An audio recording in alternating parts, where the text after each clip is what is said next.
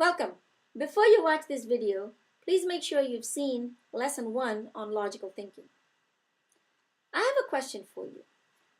If the answer to a critical reading question is either extremely enthusiastic or positive, which must be the correct answer and why? Pause your video now, think about it, and I'll come back and tell you. Okay, the answer must be positive because it includes extremely enthusiastic. If you chose extremely enthusiastic, then you're automatically choosing positive, and you cannot have two answers. How about the second one? Why is it nearly impossible for an author's attitude on a topic to be indifferent? This is simply using common sense will tell us that the writers usually or generally write on topics that they are interested in. And if they're assigned to write on a topic that they're not interested in, they will pretend to be interested in that topic.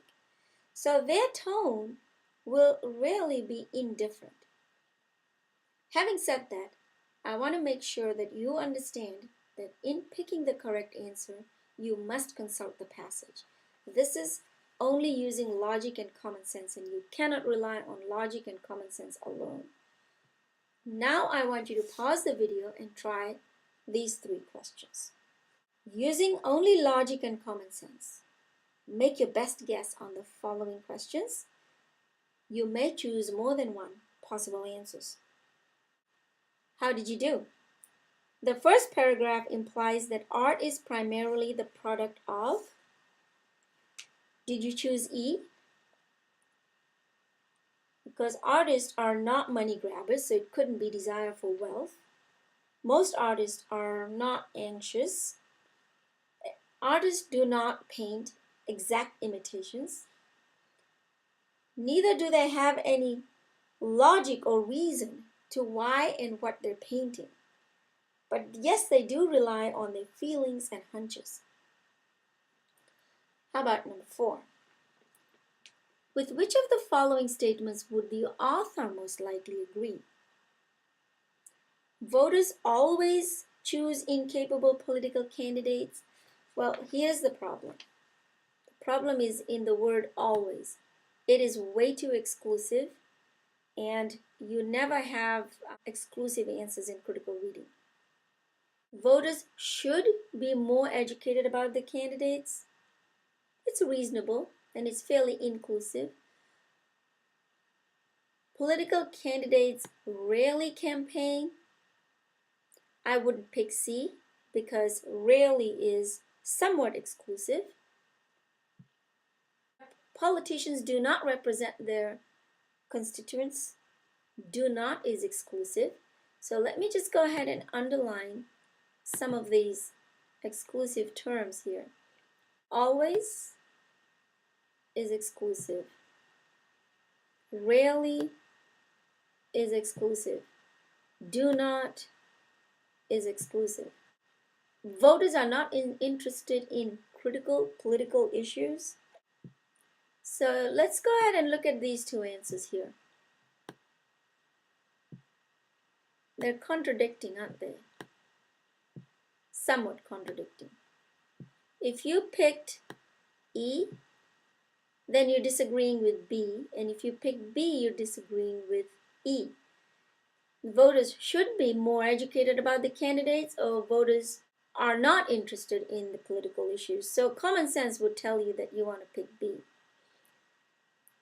Which of the following best expresses the purpose of this passage? Okay, the purpose of the passage should not be petty, or it should be fairly general. Now, to dissuade the students from studying, this is really harsh. You don't want that. Describe the evolution of ethics, too broad. To attack the credibility of politicians, possible. It's reasonable but relatively harsh. To refute a misconception, I would say this is definitely a possibility. To prescribe a solution to a problem, that's likely as well. I would not pick A because it's too harsh. I would not pick B because it's too broad. I would not pick C because it is too harsh, unless I saw the passage. This is based on simply common sense and logic. Of course, we need to check with the passage to see if we guessed correctly. I'd like you to pause your video again and try these. Question 1 says, what does it mean for an answer to be true but wrong? An answer is true but wrong if it reflects a point that is made in the passage, but not answers the question. So this is a very difficult one, because true questions are those that are made in the passage. And how do you avoid making choices that are true but wrong? Only one way to avoid this trap is to read the question very, very carefully, focusing on specific line references that it mentions on the question. Why is it helpful to underline the evidence for your answers in the passage? Underlining the evidence in the passage helps you focus on what is in the passage rather than what is in your head. Alright, very good. I hope this was helpful. I'll see you in my next video. Goodbye.